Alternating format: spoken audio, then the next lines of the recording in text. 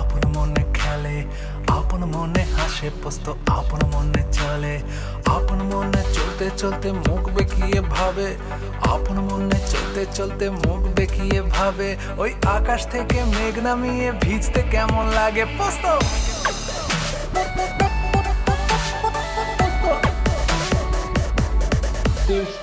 আঁকতে ভালো লাগে পোস্ত, নাচতে ভালো লাগে, শীতের কালে ঠকঠকিয়ে কাঁপতে ভালো লাগে, রুটিনে নিয়মে ফাঁকে আটকে ঝুলে থাকে, আরে রুটিনে নিয়মে ফাঁকে আটকে ঝুলে থাকে, আর ঘুটঘুটে আধারে ভূতের নামটা ধরে ডাকে পোস্ত।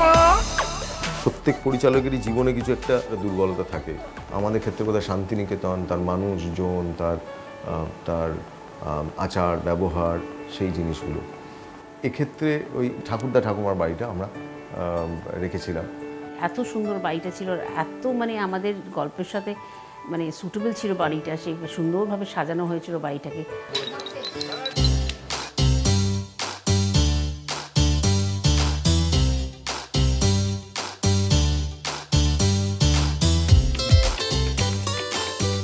মানে এত সুন্দর বাড়িটা না দেখলে বিশ্বাস করা যায় না। প্রথমেই তো চারিদিকে একদম গাছে গাছে একদম ভর্তি, ছোট বড় কত রকমের গাছ, কত রকমের পাখি। ওই বাড়িটা পাওয়াটা একটা ম্যাজিক্যাল একটা ব্যাপার ছিল। একটা সিনেমা করতে গিয়ে যদি আমরা একটা পারফেক্ট লোকেশন পেয়ে যাই, একটা সেটটা যদি ভালো পাওয়া যায়, যেটা মূল জায়গা, স্ট্রাকচারটা, সেটা হলে বোধহয় ছবির একটা বিরাট অংশ কিন্তু হাতে চলে আসে।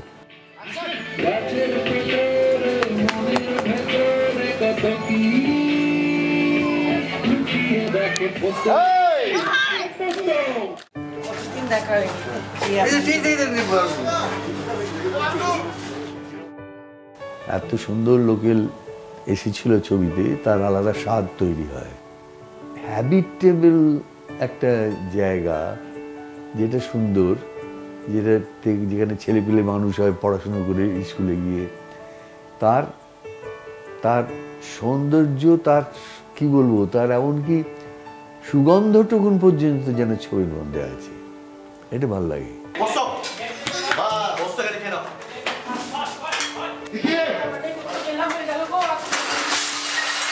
এই বাড়ির সন্ধান দেওয়ার জন্য আমি শ্রীমতী গৌরী মুখোপাধ্যায়ের কথা বলবো, যিনি আমার দিদিও বটে, এবং তিনি আমাকে এই বিষয়ে সাহায্য করেন এবং ওই বাড়িটি চিনিয়ে দেন।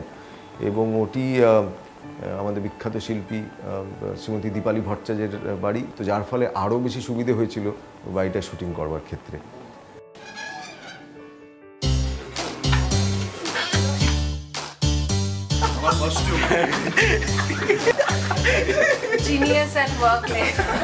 শুটিংটাই আমরা মজা করে করেছি।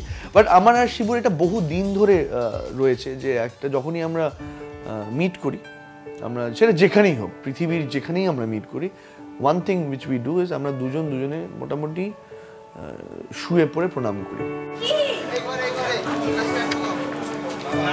দুজনকে। ও শুয়ে পড়ে, আমিও শুয়ে পড়ি। এটা রেগুলার। এবং প্রথম লোকে ভাবতো এটা কী হচ্ছে, তারপর এরা মানে তারপর ইউজড হয়ে গেছিলো, এরপর আচ্ছা ঠিক আছে, এটা তো করে। So that was a very fun thing which we used to do every morning, every time we used to meet.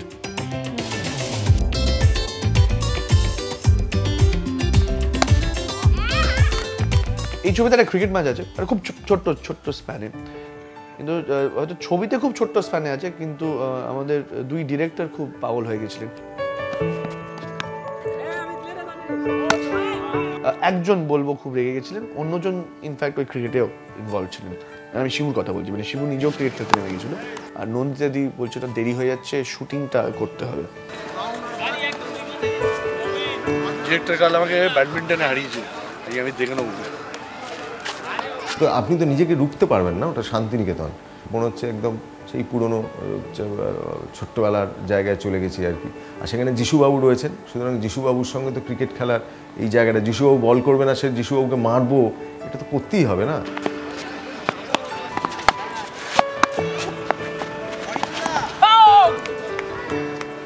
Shooting করবো কি, ওদের ধরে ধরে এনে শুটিং করাতে হতো, কারণ মোস্ট অফ দ্য টাইম মানে ওরা মাঠে যে চলে যেত আর ব্যাট বল মানে পেলেই খেলতে আরম্ভ করে দিত আর কি। প্রায় half of the unit we were playing cricket from 10 o'clock in the morning, এবং বাই দ্য টাইম খেলা শুরু হবে, আমরা মানে শ্যুটটা যখন হবে আমরা হাঁপিয়ে গেছিলাম। সৌমিত্র চট্টোপাধ্যায় ব্যাট করছেন এবং যিশু সেনগুপ্ত বল করছেন এবং পরাণ বন্দ্যোপাধ্যায় উল্টো দিকে নন স্ট্রাইকারে হয়ে মানে দাঁড়িয়ে আছেন, এই একটা স্বপ্নের একটা মুহূর্ত আর কি। আজকের বিখ্যাত ক্রিকেট ম্যাচের ধারাভাষ্য দিচ্ছি আমি, খোকা। যিশু আর আমি, আমাদের একটা কমন মানে বন্ধুত্বের জায়গা আছে, সেটা হচ্ছে ক্রিকেট। এবং সেই তার রিফ্লেকশনটা যে ছবির মধ্যে একটা ক্রিকেট ম্যাচ হয়ে গেছে, এটাই খুব ভালো লেগেছে। একটু বলা দরকার যে সৌমিত্রবাবু কিন্তু তখন চোখে একটা ড্রপ দিয়েছিলেন, ওনার সদ্য একটা অপারেশন হয়েছিল। দেখতেই পাচ্ছিলাম না বল, আমার তখনও চোখ 3-4 দিন আগেই তো অপারেশন হয়েছে। এবং যিশু কিন্তু পুরোপুরি হাত ঘুরিয়ে যেরকম জোরে বল করতে হয় সেভাবেই বল করেছিল, এবং সৌমিত্রবাবু তারপর কভার ড্রাইভ একটা মারেন। ভালো করে দেখতেও পাচ্ছিলাম না, আর অনেক দিনই আমি মানে ব্যাটে বলে এক করিনি। কি করে যে একটা লাগলো, সেই কভার ড্রাইভের মতন কোনটা একটা কি যেন বেরিয়ে গেল, সেটা আমি নিজেও জানি না। স্টান্স নিয়ে দিনু রেডি, দৌড় শুরু করেছেন অনু, বল করেছেন কাটো লেন্থের বল, আর সেখানে সৌমিত্র একটু খেলেছে ক্রিকেট, পরাণ যেটু খেলেছে ক্রিকেট, মানে এই দুজন এই বয়সে ক্রিকেট খেলছে আমাদের সাথে, it's not a matter of joke.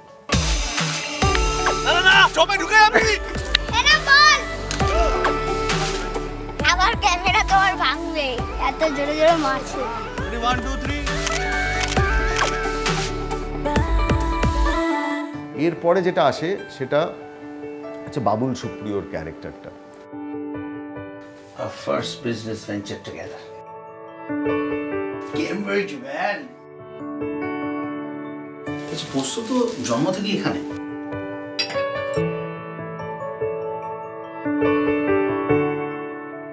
Babul Supriyo, বাবুলদার সাথে আমার দুটো সিন ছিল, ইনফ্যাক্ট 3টে সিন। মানে এই সিনটা নিয়ে আমারও ভয় ছিল, এই সিনটা নিয়ে বাবুলদারও ভয় ছিল, বাট অদ্ভুতভাবে we both helped each other to raise the bar of that scene. একজন মন্ত্রীমশাই, এত গুরু দায়িত্ব, তারপরেও যে সেই মানুষটি একটি সিনেমায় অভিনয় করবার জন্য শুধুমাত্র ওই যে একটা শিল্পীর যে কাজ করবার যে খিদেটা রয়েছে সেটার জন্য, এর জন্য সময় দেওয়া, এটাই আমি সাধুবাদ জানাবো যে প্রকৃত শিল্পী হিসেবে তিনি এই সিনেমায় কাজ করেছেন।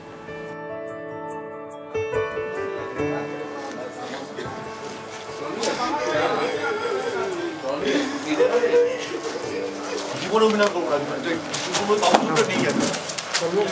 কালকে তাকে তুলে দিয়েছে, আজকে এই পারফরমেন্স।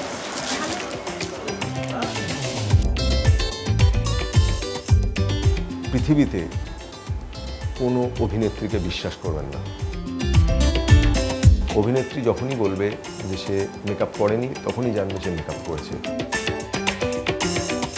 প্রথম অবভিয়াসলি চাবিটা ঘোরাতাম আমি, শিবু ওর লিপস্টিকটা একটু বেশি মনে হচ্ছে না, ব্যাস গল্প শেষ।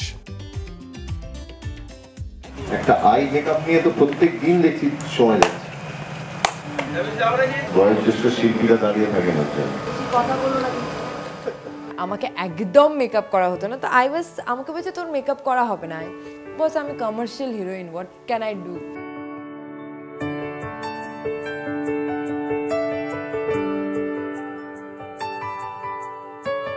আমাকে মেকআপ যদি বলে নো মেকআপ, আমি বুঝি যে হ্যাঁ একটু হালকা মেকআপ হবে, হয়তো কিছু করিনি, জাস্ট হালকা।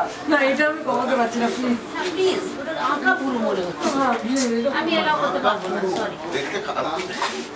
মানে ও ভাবতেই পারতো না যে এই লাইট মেকআপটাও আমরা অ্যাকসেপ্ট করবো না আর কি। তো আমার কাজ ছিল যখনই ওকে দেখতাম যে ও মেকআপ করে এসছে, সঙ্গে সঙ্গে আমি শিবুকে বলতাম শিবুও মেকআপ করে এসছে, মেকআপটা তুলতে হবে আর কি। এই যে পেন্সিল করেছো না, সেই পেন্সিলটা বলে রাখছি, এটা আমি চাইছি। ওর ন্যাচারাল মুখটা খুব সুন্দর, চোখের নিচে এতটা কালি। আমি বললাম আমার মুখে র্যাশ দেখা যাচ্ছে, তো বলছে হ্যাঁ দেখা যাক, তো ওটাই তো ন্যাচারাল, এটা দেখা যাচ্ছে তো ভালো লাগবে। মুখে র্যাশ বেরিয়ে আছে আমার। দেখতে পাচ্ছ না? যিশু তোলা this is lipstick yeah, this আরে ইজ এটা নাকে পুরোটা এরকম করলে এই জায়গায় তোলা ছিল। এর ভেতরে প্রুফ আছে মেকআপের। আমার মেকআপ তো ছেড়েই দাও, মুখে তেল মাখিয়ে দেওয়া হলো, ক্রিম লাগিয়ে দেওয়া হলো। বললাম ঠিক আছে, ওয়েলকাম টু দ্য ক্যাম্প। প্রথম 5-6 দিন পরে দেখলো যে মেকআপ করে কোনো লাভ হচ্ছে না। ও প্রচন্ড রেগে যেত, বাট হু কেয়ারস। দে আমার চটি দে, ভালো লাগছে না আমার, যা লেপের না পাচ্ছি রাখলাম। একে তো মেকআপ করিনি, তারপর সবাই মিলে বলছে মেকআপ করলাম। আসলে কিছুই না, আমরা এখন যে ক্যামেরাতে শুটিং করি সেই ক্যামেরাগুলো এত উন্নত মানের ক্যামেরা এবং যে রেজলিউশন পাওয়া যায় সেখানে মেকআপ করবার দরকার লাগে না। আর 2 নম্বর আমি একটা কথা বলবো, লিলি চক্রবর্তীর কথা। লিলিদি তার কোনো উইক ছাড়া এই সিনেমাতে অভিনয় করেছেন এবং এটা কিন্তু বহু অভিনেত্রী কিন্তু রাজি হতেন না। কিন্তু এটাতেও ঠিক করা হয়েছিল যে আমি উইক পরবো, কিন্তু নন্দিতা একদিন আমাকে ফোন করে বললো, দিদি তোমাকে উইক পরাবো না, তোমার এই চুল দিয়েই তুমি কাজ করবে। আমি বললাম নন্দিতা, আমি একদম আটকে উঠেছিলাম, মানে নন্দিতা আমাকে খুব খারাপ লাগবে দেখতে। বলছি তোমাকে ভীষণ ভালো লাগবে দেখতে, তুমি কাজ করো, তুমি বিশ্বাস করো, তোমার খুব একটা অন্যরকম আসবে, গেট আপ আসবে। তারপর আমি ভাবলাম ওরা তো ডিরেক্টর, ওরা ভালো বুঝবে। আমি ঠিক আছে, তোমরা যদি বলো যে ভালো হবে, ঠিক আছে তাই করব। এটা প্রমাণ করে যে ওই যে অভিনয়ের জন্য যে ভালো অভিনয় করতে চাই এবং অভিনয়ের জন্য চুল, মেকআপ কি কোথায় মানে আমায় কীরকম লাগছে সেটা বড় কথা নয়, আমি চরিত্রটা হয়ে উঠছি কিনা এটাই বড় কথা। 5 বার জন্য রিটেক হয়, 5 বার খাবো আমি। মানে প্রথমবার সমিতি চট্টোপাধ্যায়কে ফেস করতে চলেছেন, ফেস করবে শেন ওয়ার্মা, মুরলী থারানকে। বুঝতে পারবে কিনা এখন ব্যাপার আছে। I am famous for my helicopter shots. For the first time.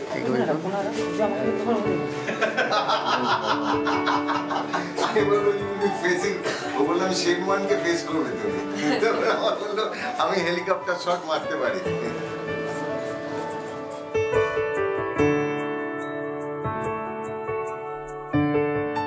রাত্রিবেলা একটা দুধ আর একটুখানি দুটো রুটি। শরীরটাকে তো রাখতে হয় তোর মতন নাকি? চিকেন, মাটন, বিফ খাবি? বিফ খাই না গো আমি। আমি 6টার সময় খেয়েছিলাম নুডলস আর ড্রাই চিকেন, তারপর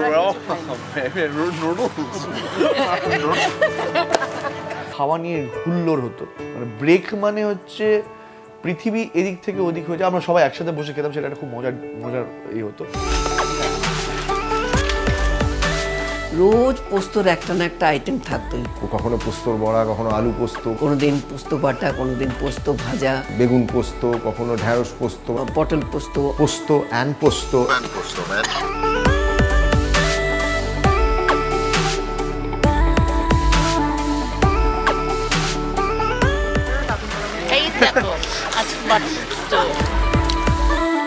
পোস্ত বাটা খেতে খুব ভালো লাগে। তো সেটা প্রথম 2 দিন দেখলাম যে আমি বললাম এলো, আমি সব থেকে কম পেলাম, সেটা প্রথম 2 দিন হয়েছে। 3-4 নম্বর দিন থেকে ওটা রিস্ক নিয়ে আসতো, বাটিটা নিয়ে টেবিলের তলায় রেখে দিতাম, কে কখন খাবে ওটা ওখান থেকে আমি দিতাম। আউট অফ দ্য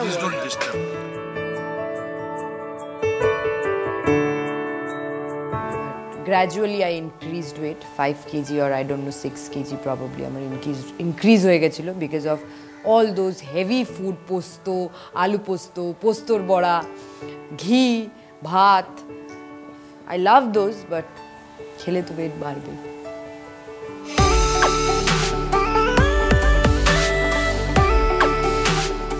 গম্ভীর মুখে হাসবে না দিদি, please please.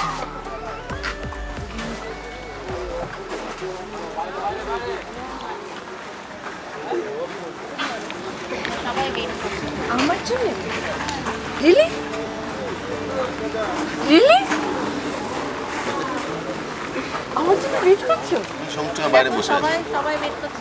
God, I'm going and running like a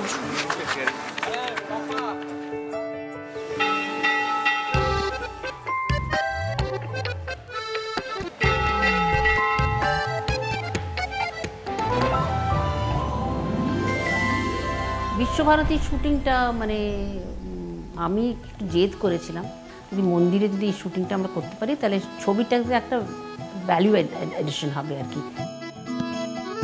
আমি ধন্যবাদ জানাবো বিশ্বভারতী কর্তৃপক্ষ, বিশ্বভারতীর ভাইস চ্যান্সেলর, বিশ্বভারতীর রেজিস্ট্রার, তাদের সকলকে। তারা যেভাবে আমাদের সাহায্য করেছেন, আমাদেরকে বলা হয়েছিল চিত্রনাট্য জমা দেওয়ার জন্য, গল্প জমা দেওয়ার জন্য, আমরা সবই দিয়েছিলাম।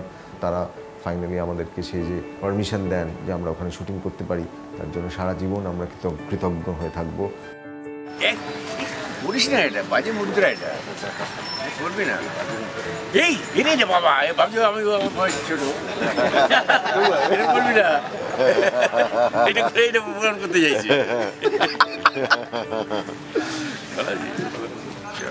মন্দিরে কোন গানটা আমরা ব্যবহার করব সেটা নিয়ে আমরা একটা আলোচনা চলছিল। তো সেই রকম সময়ই এই গানটির প্রতি আমাদের দৃষ্টি আকর্ষণ করেছিল অরিত্র মুখোপাধ্যায়, শান্তিনিকেতনের মানুষ, পাঠভবনের ছাত্র। এবং আমি ধন্যবাদ জানাবো অর্পিতা চট্টোপাধ্যায়, শান্তিনিকেতনে, এবং পার্থদা, অর্পিতা এবং পার্থদাকে।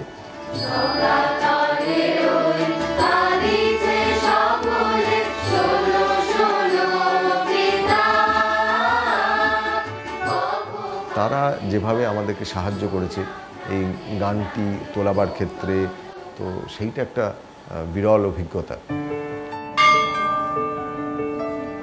তো সেই রকম সময়ই একদিন রিসার্চ করতে মন্দিরে আমরা দেখতে গেছিলাম। তখন যেদিন গেছিলাম সেদিন কোইন্সিডেন্টলি সেই দিন সকাতরেটাই গাওয়া হয়েছিল মন্দিরে।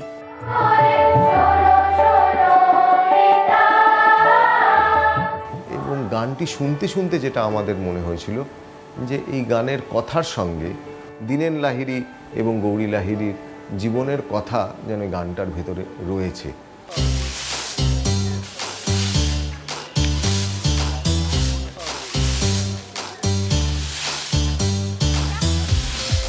বিশ্বভারতী থেকেই বলে দিয়েছিলেন যে আমরা যদি ওইটা একটু মেনটেন করতে পারি, মন্দিরের ভেতরে যেহেতু আমরা থাকবো, শুটিং করব, আমরা যদি সবাই মিলে সাদা পরি তাহলে এটা একটা ডেকোরাম মেনটেন করা হবে আর কি।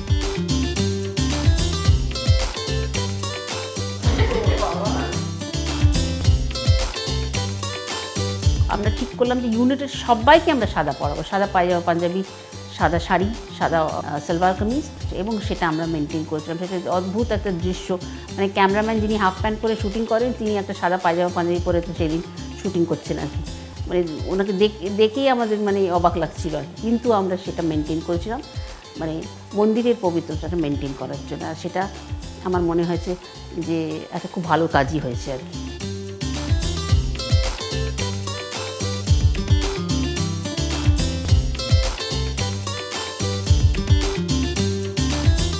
এই কস্টিউমটা পরলেই মনে হচ্ছে খুব একদম শান্তি, সবাই সাদা সাদা পরে আছে, মানে সবসময় যেটা হয় যে কেউ ব্রাইট, কেউ জ্যাকেট, কেউ এই সেই পরে, সবাই ওই ভাবনাটা আজকে নেই, সবাই এক সমান, আজকে সবাই এক সমান।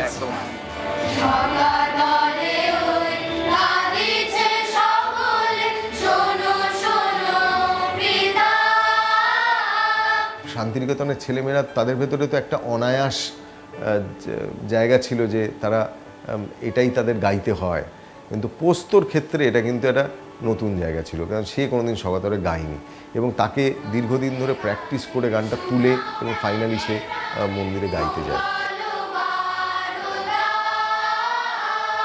এটা অদ্ভুত ব্যাপার, গানের প্রত্যেকটা অক্ষর যেন সে প্রাণপণ প্রচেষ্টা করে একদমভাবে ঠিকভাবে গানটা গাইবে, তার যে প্রচেষ্টা, এটা একটা অসম্ভব সুন্দর।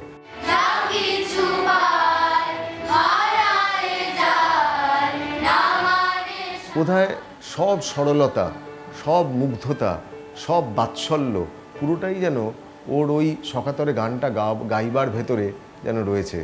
এবং ঠাকুরদা তার পরবর্তী প্রজন্ম গাইছে সেদিকে তাকিয়ে আছে, এবং সেখানে লিলিদি ঘুরে সৌমিত্রদার দিকে তাকিয়ে হাসছে। মনে হচ্ছে গানটার ওই পিকচারেশনের ভেতরে অনেক কথা যেন একে অপরকে বলে দেয়। ওখানে শুটিং করার ফলে এমন একটা অ্যাটমসফিয়ার ছবির মধ্যে চলে এসেছে যেটা গম্ভীর, যেটা গভীর, যেটা খুব স্পর্শ করে মনকে। ক্রৌঞ্চ দ্বীপ কিরকম দ্বীপ? আমাকে বড় না ফকির। সে ভারী আশ্চর্য জায়গা, সে পাখিদের দেশ, সেখানে মানুষ নেই, তারা কথা কয় না। ঠাকুরদা এবং নাতি তাদের যে সম্পর্ক, সেই সম্পর্কের বাংলা সাহিত্যে এবং বাঙালি জীবনে বোধহয় ডাকঘরের থেকে সুন্দর মুহূর্ত হয় না, যেখানে ঠাকুরদা কখনো তাকে নিয়ে চলে যায় সেই অদ্ভুত জগতে। সৌমিত্র চট্টোপাধ্যায় ঠাকুরদা হয়েছেন, আর ছোট্ট বাচ্চা পোস্ত সে অমল হয়েছে। বাকিটা আপনারা শুনবেন এবং আপনারা দেখবেন। অন্তত এই দৃশ্য দেখবার জন্য সিনেমাটি বোধহয় আমি অনেকবার দেখতাম। সন্ধ্যের সময় সেই পাহাড়ের উপর সূর্যাস্তের আলো এসে পড়ে, আর ঝাঁকে ঝাঁকে সবুজ রঙের পাখি তাদের বাসায় ফিরে আসতে থাকে। সেই আকাশের রঙে, পাখির রঙে, পাহাড়ের রঙে সে এক কাণ্ড হয়ে ওঠে। পাহাড়ে ঝর্ণা আছে। বিলক্ষণ। ঝর্ণা না থাকলে কি চলে? একেবারে হিরে গালিয়ে ঢেলে দিচ্ছে, আর তার কি নৃত্য!